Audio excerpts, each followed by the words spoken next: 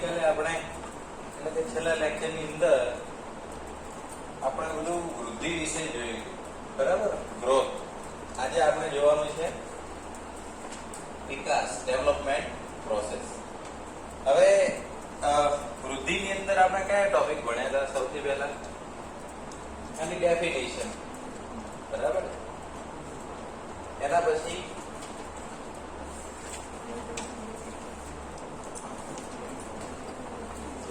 કે ભાઈ વૃદ્ધિ જે છે એ વનસ્પતિઓમાં બધી કેવી છે? અમર્યાદિત છે.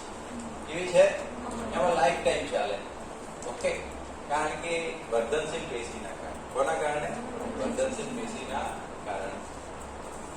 બીજું, વૃદ્ધિના બધા ફેઝ જોયા હતા આપણે, કે ગ્રોથ, કે આમાં 3 ફેઝ હતા, કે ભાઈ કોષ વિભાજન તબક્કો, પછી વિસ્તરણ તબક્કો અને 3 ફેઝ જોયા.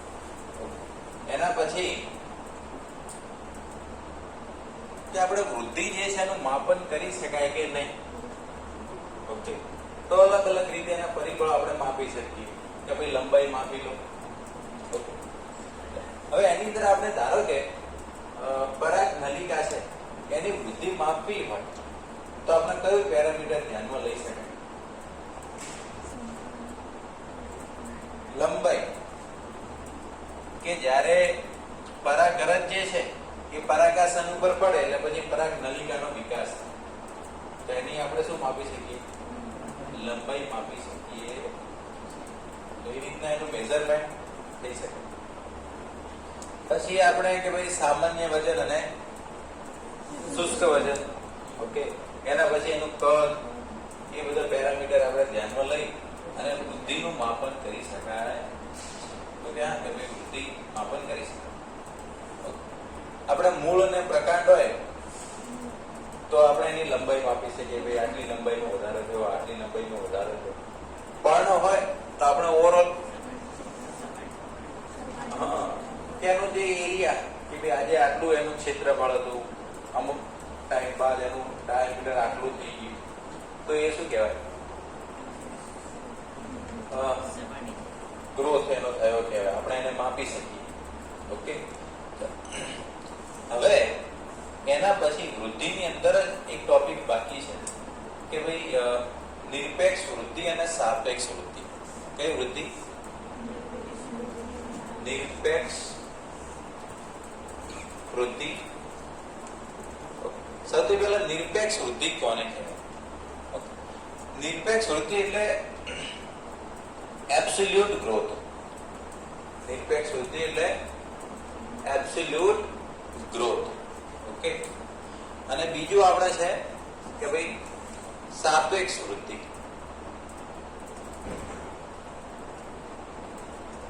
આને કહેવાય રિલેટિવ ગ્રોથ. આને શું કહેવાય? Relative growth. બંનેની ડિફરન્સ શું છે? કે ભાઈ સમય સાથે કોઈની અંદર કેટલી વૃદ્ધિ થઈ એને આપણે શું કહેવાય? નિરપેક્ષ વૃદ્ધિ. એક ઉદાહરણ લઈએ. ધારો કે આ કોઈ એક પર્ણ છે, બરાબર, આ એક લીફ છે, એનો ડાયામીટર જે છે અત્યારે, ધારો કે એને એ લીફ આપી દઈએ, બરાબર.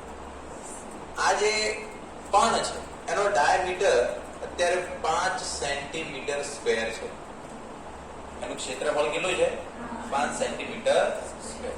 ઓકે, હવે અમુક ટાઈમ બાદ એનો જે ક્ષેત્રફળ જે છે એ વધી અને ધારો કે થઈ ગયું 10 સેન્ટીમીટર સ્ક્વેર. ઓકે, તો સમય સાથે એમાં કેટલી વૃદ્ધિ થઈ? 5 સેન્ટીમીટર. તો આને કહેવાય નિરપેક્ષ વૃદ્ધિ. શું કહેવાય? ઓકે, હવે સાપેક્ષ વૃદ્ધિ કોને કહેવાય? ધારો કે કોઈ એક લીફ છે, એનું ક્ષેત્રફળ છે, ધારો કે આ બી લીફ આપી દઈએ, બરાબર. હવે શરૂઆતમાં જે આનું માપ હતું આને આપણે એ માપ આપી દઈએ અને આને એ ડેશ કહી દીધું. શું કહી દીધું? એ ડેશ. ઓકે, એના બી છે, ધારો કે આનું અત્યારે ક્ષેત્રફળ છે 50 સેન્ટીમીટર સ્ક્વેર છે. કેટલું છે? 50 સેન્ટીમીટર. અમુક ટાઈમ પછી એની વૃદ્ધિ થઈ અને એનું ક્ષેત્રફળ થઈ ગયું, ધારો કે આને બી ડેશ કહી દઈએ કે ભાઈ 55 સેન્ટીમીટર સ્ક્વેર. તો આની નિરપેક્ષ વૃદ્ધિ કેટલી થઈ? 5 સેન્ટીમીટર. ઓકે, પણ આપણે એની સાપેક્ષ વૃદ્ધિ ગણવી હોય તો ઇનિશિયલ ગ્રોથ ને ધ્યાનમાં લેવું. શું કરવું પડે? કે કેટલાની સાપેક્ષે વૃદ્ધિ થઈ. બરાબર? તો સાપેક્ષ વૃદ્ધિ કઈ રીતના માપી શકાય? હવે દેખો, આની અંદર કે ભાઈ જે 5 સેન્ટીમીટર નો સ્ક્વેર નો જે વધારો થયો એ શું છે? નિરપેક્ષ. આમાં પણ 50 હતું 55 થયું, એ પણ શું છે? નિરપેક્ષ વૃદ્ધિ છે. શું છે? પણ હવે આપણે બંનેની સાપેક્ષ વૃદ્ધિ માપીએ. શું માપીએ? બરાબર?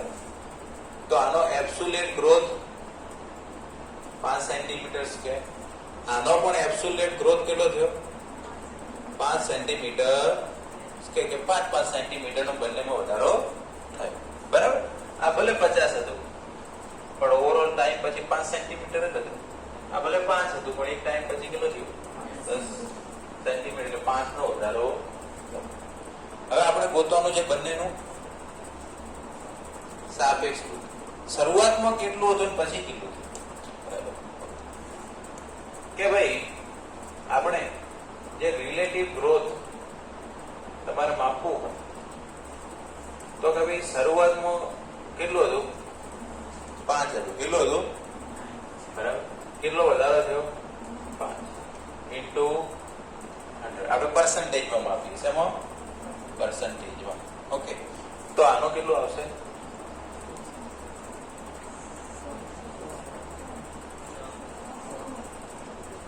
500 ભાગ્યા 5 કેટલા?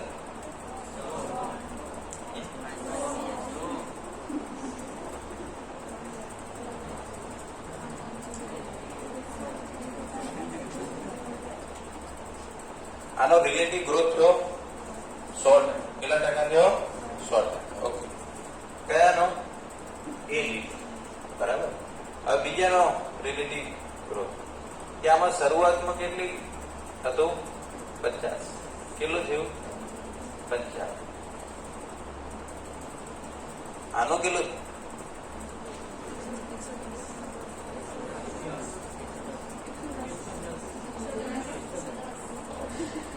કેટલું છે? 110.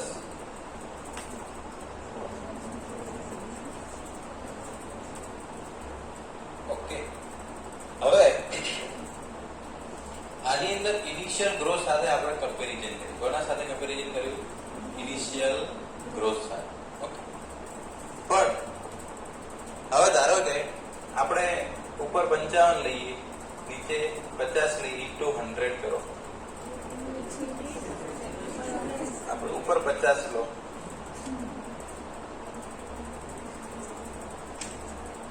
તો કેટલો થાય?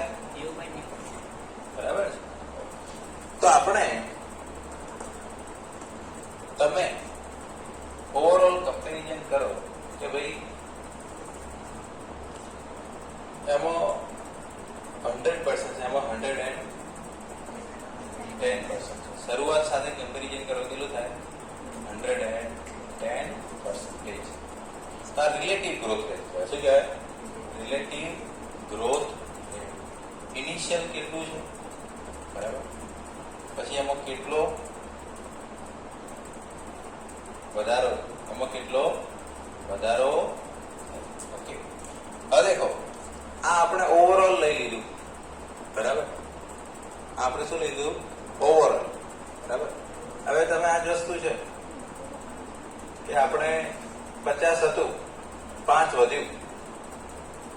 બરાબર? 50 હતું, બરાબર? તો કેટલું આવ્યું? બરાબર? આમાં કે ભાઈ કેટલું હતું? શરૂઆતમાં 5 હતું, 5 વધ્યું તો 100%. બરાબર ને? ડિફરન્સ તો 10% નો આવ્યો ને, બરાબર? ડિફરન્સ કેટલો આવ્યો? 10%. ઓકે, વસ્તુ એક જ છે. આમાં આપણે 100% આવતું, બરાબર? આપણે ઓવરઓલ આમાં કેટલો વધારો થયો? બરાબર, 10%. કેટલો થયો? એટલે દેખો કે ભાઈ 50 હતો 55 થી ખાલી 10% વધારે. પેલામાં ડબલ થઈ ગયું. પેલામાં શું થઈ ગયું? ડબલ. બરાબર? એટલે આનો રિલેટિવ ગ્રોથ વધારે કહેવાય. આનું જો 50 નું 100 થયું હોત તો એનો રિલેટિવ ગ્રોથ ડબલ કહેવાય. 100% ડબલ થાય તો જ કહેવાય કે 100% ત્યારે વધ્યું. તો હવે ખબર પડી કે ભાઈ નિરપેક્ષ વૃદ્ધિ અને નિરપેક્ષ પણ સમય સાથે કેટલો વધારો થયો તમે ગણી લો સિમ્પલી કે ભાઈ આટલું હતું, આટલું વધારો થયો નિરપેક્ષ. પણ શરૂઆત સાથે કમ્પેરિઝન કરવા જાઓ કે શરૂઆતમાં કેટલું હતું ને કેટલું થયું, એને આપણે શું કહેવાય? સાપેક્ષ. સાપેક્ષમાં કંઈક લઈએ ત્યારે એને શું કહેવાય? સાપેક્ષ. ઓકે, આટલું ક્લિયર? હવે આપણે કોઈ પણ નો ગ્રોથ થતો તેના ઉપર અમુક પરિબળો અસર કરે કે નહીં કરે? વૃદ્ધિ પર અસર કરતા પરિબળો. ઓકે, તો કયા પરિબળો અસર કરે? કે નોર્મલી ઘણા બધા પરિબળો છે કે જેમ કે એક સિમ્પલી તમે કે ભાઈ લાઇટ હોય, ટેમ્પરેચર હોય, બરાબર? એના સિવાય પાણી હોય, જમીન કેવી છે એના પર પ્લાન્ટનો ગ્રોથ ડિપેન્ડ કરશે. પછી થોડું ડિટેલમાં જોવા જાવ કે ભાઈ CO2 જે છે એની ઇફેક્ટ પણ થાય. O2 પણ પ્લાન્ટના ગ્રોથની અંદર ડિપેન્ડ કરે છે. ઓકે, આ મેઇન પરિબળો છે. આ બધા કેવા છે? આ બાહ્ય પરિબળો કેવા કહેવાય? બરાબર. અમુક આંતરિક પરિબળો જે પર્ણની અંદરના પરિબળો જવાબદાર, કે વનસ્પતિની અંદરના પરિબળો જવાબદાર હોય, એના કારણે પણ ગ્રોથની અંદર ડિફરન્સ જોવા. ઓકે, એટલું ક્લિયર? મેઇન વસ્તુ આ રહી છે જે ઘણા વિદ્યાર્થીઓને સમજવામાં પ્રોબ્લેમ થાય છે. ઓકે, હવે આપણે જોવાનું છે કે વિકાસ કોને કહેવાય? ડેવલપમેન્ટ. ઓકે, હવે દેખો આપણે જે વૃદ્ધિ હતી એ બે વસ્તુનો સરવાળો છે. વૃદ્ધિ એ બે વસ્તુનો સરવાળો છે. વિકાસ પ્લસ વિભેદન. વિકાસ પ્લસ. હવે આપણે ડેવલપમેન્ટની વ્યાખ્યા ક્લિયર કરી કે વિકાસ કોને કહેવાય? કે ધારો કે કોઈ પણ નો જન્મ થાય, બરાબર? કે જન્મ બાદ એના જીવનમાં જે અલગ અલગ ચેન્જીસ આવે જન્મથી લઈ અને મૃત્યુ સુધી, એ બધું શું કહેવાય? વિકાસ. શું કહેવાય? જેમ કે જમીનની બાબતમાં વિચારો તો આ પ્લાન્ટની બાબતમાં કે બીજ હોય એનું અંકુરણ થાય. શું થાય? અંકુરણ. એટલે સૌથી પહેલા કે ભાઈ એમાંથી ભ્રૂણની એક્ટિવેશન થાય. ઓકે, મૂળનો વિકાસ થાય, પછી પ્રકાંડનો વિકાસ થાય, પછી ધીરે ધીરે એ જુવેનાઇલ તબક્કામાંથી પાસ આઉટ થાય. તો તમે દેખો જેમ કે કોઈ પણ બીજ હોય એનું બીજાંકુરણ થાય. શું થાય? બીજનું શું થાય? સૌથી પહેલા બીજાંકુરણ. ઓકે, બીજાંકુરણ એટલે એક વિકાસનો જ તબક્કો. શું થયો? પછી એના જુવેનાઇલ તબક્કામાં આવે. શેમાં આવે? જુવેનાઇલ તબક્કો એટલે કે ભાઈ જે યંગ પ્લાન્ટ હોય શરૂઆતમાં એને કયો તબક્કો કહેવાય? જુવેનાઇલ ફેજ કહેવાય. ઓકે, પછી એક ટાઈમ એવો આવે કે પરિપક્વ થઈ જાય. શું થઈ જાય? મેચ્યોર થઈ ગયું. હવે જયારે પરિપક્વ થઈ જાય એટલે એમાં પુષ્પ નિર્માણ. એમાં શું થાય? કોઈ પણ વનસ્પતિ ડાયરેક્ટ પુષ્પ નિર્માણ કરે? પુષ્પ નિર્માણનો મતલબ શું કહેવાય? કે એમાં પ્રજનન અંગોનું નિર્માણ થાય. કોનું નિર્માણ થાય? પ્રજનન અંગો. ફરી પાછું પુષ્પ નિર્માણ થાય એટલે પછી એમાં ફલનની પ્રક્રિયા થાય. એટલે ફરી પાછું શું બને? બીજ બને. શું બને? બીજ. ફરી પાછું બીજ બને ને, ફળ ને બીજ ને બધું બને. એક ટાઈમ એવો પછી વૃદ્ધ થાય, પછી એનો કયો વૃદ્ધત્વ, અને પછી એનો શું થાય? મૃત્યુ થાય. શું થાય? તો જીવનના જે બધા ફેઝ છે એ વિકાસ કહેવાય. શું કહેવાય? જન્મથી લઈને મૃત્યુ સુધીના જે બધા ચેન્જીસ આવે છે, ઓકે, ઓવરઓલ એને શું કહેવાય? તો દેખો, કોઈ પણના જીવન દરમિયાન જે ગ્રોથ છે એ ડેવલપમેન્ટ પ્લસ વિભેદન. વિભેદન કોને કહેવાય? એ તો આપણે ઓલરેડી સમજાય તમને કે ભાઈ કોઈ પણ કોષ છે, જેમ કે વર્ધનશીલ પેશીના કોષો વિભાજન પામે. ઓકે, સિમ્પલી આપણે સમજાય કે ભાઈ આ એક સિંગલ સેલ છે, બરાબર, વર્ધનશીલ કોષ છે. આનું વિભાજન થાય એટલે બે નવા કોષ બને. એમાંથી એક કોષ વિભાજન થવાનું ચાલુ રાખે છે. ધારો કે એક કોષ જે છે એ પોતાનું વિભાજન થવાની પ્રોસેસ ચાલુ રાખે છે. જ્યારે બીજો કોષ જે છે એ શું કરશે? નિશ્ચિત કાર્યની અંદર સંકળાઈ જશે. નિશ્ચિત કાર્યની અંદર સંકળાઈ જશે. એને આપણે શું કહેવાય? વિભેદન કહેવાય. શું કહેવાય? કે જે કોષ વિભાજનની ક્ષમતા ગુમાઈ દે છે. કોષ વિભાજનની ક્ષમતા ગુમાઈ દે છે. ઓકે, આટલું તમે પહેલા લખી લો, પછી આપણે નવો ટોપિક આગળ સ્ટાર્ટ કરી દઈએ.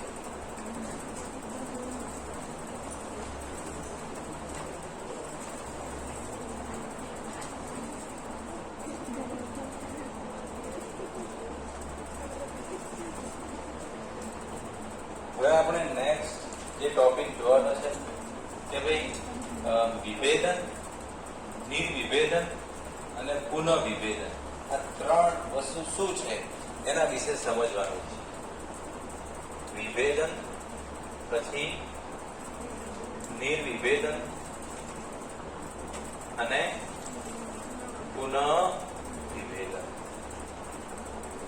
આને કહેવાય ડિફરન્સિએશન, પછી ડિફરન્સિએશન અને રીડિફરન્સિએશન. ડિફરન્સિએશન, ડિફરન્સિએશન અને હવે તો ત્રણે વિશે આપણે સમજીએ. સૌથી પહેલા ધારો કે આપણી જોડે છે આ એક વર્ધનશીલ કોષ, બરાબર ને? આને આપણે કહી દઈએ પ્રાથમિક વર્ધનશીલ કોષ છે આપણી જોડે, બરાબર ને? પ્રાઇમરી મેરિસ્ટેમ સેલ આપણી જોડે છે. એની શું ખાસિયત છે કે ભાઈ એ વિભાજન પામી અને નવા કોષો એડ કરે છે. એ શું કરે છે? એનું સમભાજન થાય છે અને કે ભાઈ નવા સેલ એડ કરે છે, આપણને ખ્યાલ છે. ઓકે, આમાં સમભાજન થાય કે અર્ધીકરણ થાય? સમભાજન થાય. શું થાય? અર્ધીકરણ તો કોની અંદર થાય? જન્યુ નિર્માણ કરતા કોષોની અંદર. કોની અંદર થાય? ઓકે, હવે આપણને એટલું પણ ખ્યાલ છે કે ભાઈ નોર્મલી આપણે શું કહેતા કે ભાઈ આ એક સેલ હોય, એનું જયારે વિભાજન થાય એટલે એમાંથી ધારો કે બે સેલ બને. કેટલા બન્યા? આમાંથી આ એક સેલ છે એ શું કરે છે? ફ્યુચરમાં હજુ પણ વિભાજન ચાલુ રાખશે, બરાબર? જ્યારે બીજો એ વિભાજન ક્ષમતા ગુમાવશે. એ શું કરશે? હવે એ જયારે વિભાજન ક્ષમતા ગુમાવે છે, બરાબર, એટલે એવું પણ વિચારશે કે ચાલો આપણે હવે વિભાજન ક્ષમતા, કોષ વિભાજનનો ગુણધર્મ આપણે લોસ કરી દીધો છે, તો આપણે કંઈક કાર્ય માટે જોડાઈ જઈએ, બરાબર ને? તો એને જે પણ કાર્ય કરવું હશે એ પ્રમાણે પોતાની અંદર ચેન્જીસ કરશે. ઓકે, એટલે ધારો કે આની અંદર ચેન્જીસ આવે.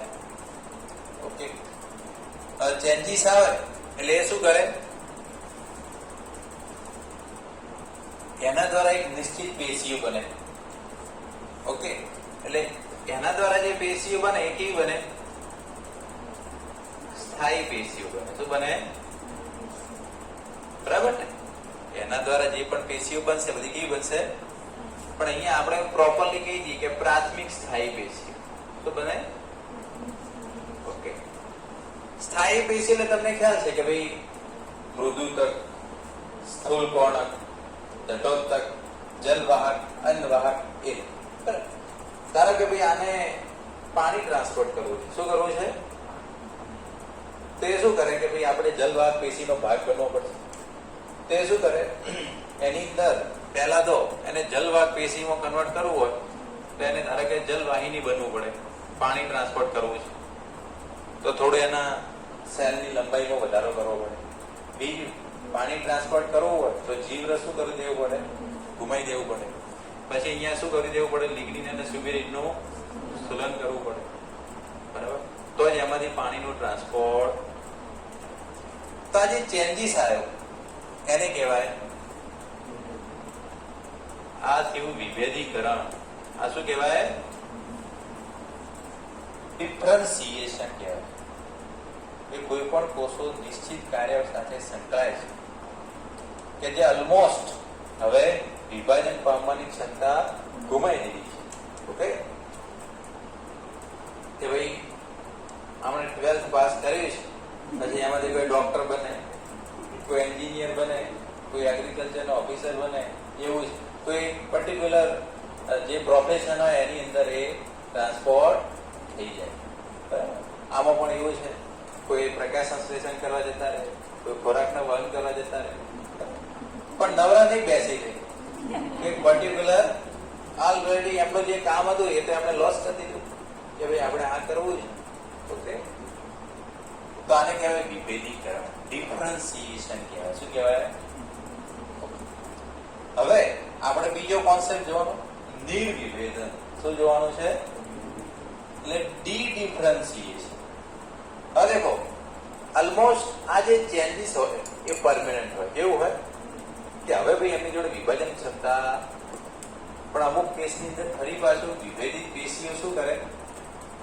પુનઃ કોષ વિભાજન પામે. બરાબર, ધારો કે આ જે પ્રાથમિક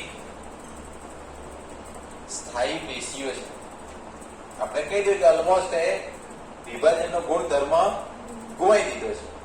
પણ જ્યારે જરૂરિયાત ઊભી થાય, એટલે પ્રાથમિક સ્થાયી પેશીઓ ફરી પાછો શું કરે છે? એનો શું કરે છે? એનો જે સ્થાયીપણું શું કરી દે? ગુમાવી દે. બરાબર, એટલે એનો જે વિભેદનનો ગુણધર્મ લોસ કરી દીધો. વિભેદનનો ગુણધર્મ લોસ કરી દીધો. બરાબર ને?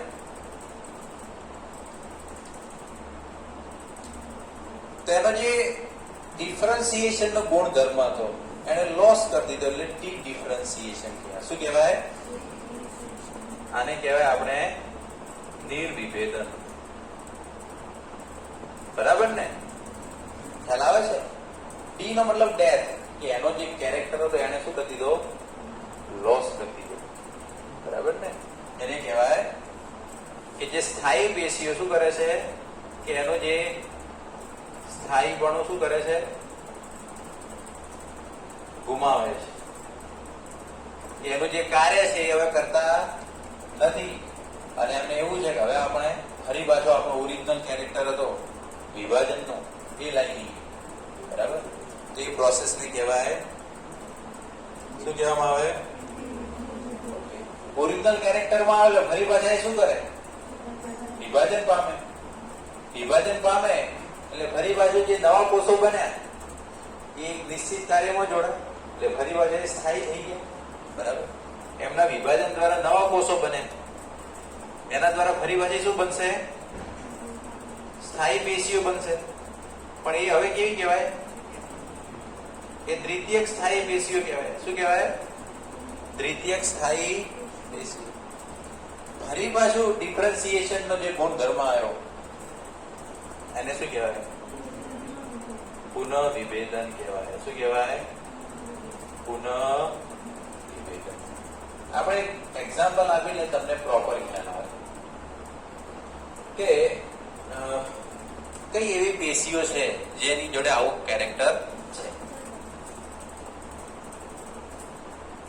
કોઈને યાદ છે કે જેની અંદર આવું થતું હોય? ચલો,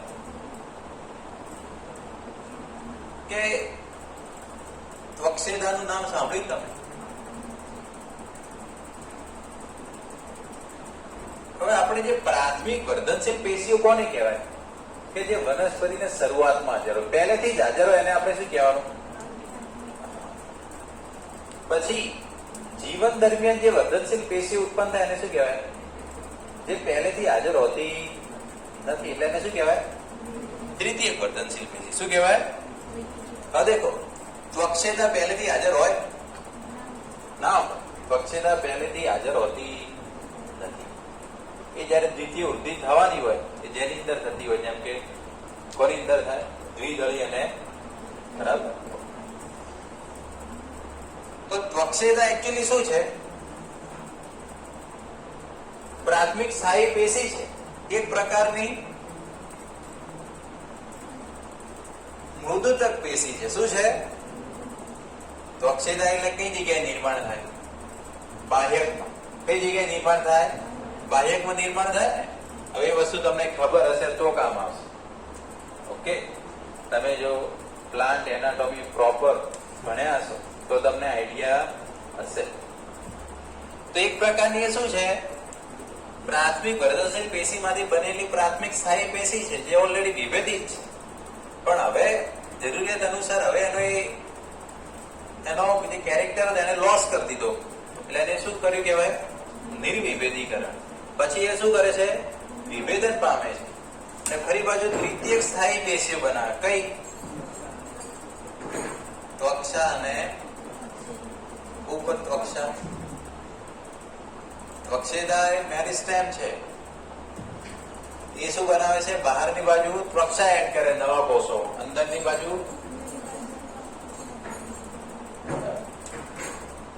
તો આર્યુઆ એક્ઝામ્પલ ક્લિયર થાય છે ને? આર્યુઆ પ્રોસેસ કહેવાય. પરફેક્ટ એક્ઝામ્પલ આનું તમે લઈ શકો. આ વસ્તુ તમારે સમજવી હોય. બાકી ઘણા વિદ્યાર્થી એવા છે કે જેમને આ વસ્તુ ખબર જ નથી પડતી.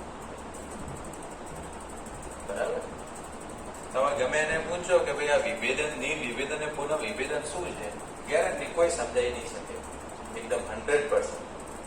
ઓકે, બીજું એક એક્ઝામ્પલ લઈએ કે ભાઈ આપણે જે દ્વિતીયક જલવાહક બને છે અને દ્વિતીયક અન્નવાહક પેશી બને છે, એ પણ એકચ્યુઅલી શું છે? દ્વિતીયક સ્થાયી પેશીઓ છે. શું છે? બરાબર. તારે કહો બાહ્ય એડા હોય. શું હોય? બરાબર. એ સ્થાયી પેશી છે. શું છે? બરાબર. પણ જયારે જરૂરિયાત ઉભી થાય ત્યારે એનું વિભાજન, એનું શું થાય? બરાબર. અને એમાંથી ફરી પાછી નવી પેશી બની ગઈ, દ્વિતીયક જલવાહક ને દ્વિતીયક અન્નવાહક. આ વસ્તુ શું કહેવાય? પુનઃવિભેદીકરણ થઈ ગયા. શું કહેવાય? પુનઃવિભેદીકરણ. ઓકે, તો જયારે જરૂરિયાત હોય એટલા માટે પ્લાન્ટની અંદર ગ્રોથ કેવો છે? Through out the life. કેવું ચાલે? કે જયારે જરૂરિયાત ઉભી થાય એટલે વિભેદીકરણ પામેલો કોષો એનો જે ઓરિજિનલ સ્થાયી ગુણો લોસ કરશે, ફરી પાછા એક મેરિસ્ટેમ બની જાય, ફરી પાછી નવી પેશીઓ એડ કરે. ઓકે, ખ્યાલ આવે છે કે આ પણ જે નવા કોષો ઉમેરશે એમાંથી એક વિભાજનનો ગુણ ચાલુ રાખશે અને પેલા જે એક નવો બનશે એ નવી પેશીમાં શું કરશે? પેટર્ન તો પેલી ફોલો કરશે. ઓકે, આટલું તમે લખી લો, પછી આપણે નેક્સ્ટ ટોપિક જોઈએ.